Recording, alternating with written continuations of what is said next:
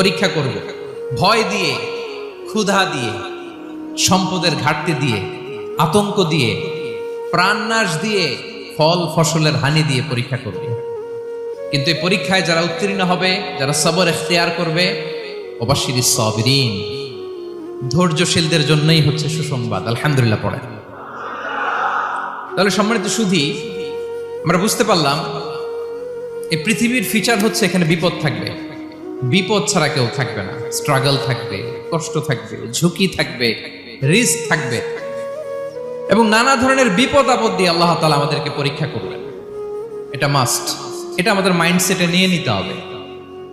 মাইন্ডসেটে এটা ক্লিয়ার থাকতে হবে। চিরসুখ চিরশান্তি এই দুনিয়াতে মিলবে, কোথায় মিলবে তাহলে? এটা তাহলে বিপদ আসবেই, আপদ আসবেই, পরীক্ষা থাকবেই আমাদের জীবনে। তবে ইন্টারেস্টিংলি মজার বিষয় হচ্ছে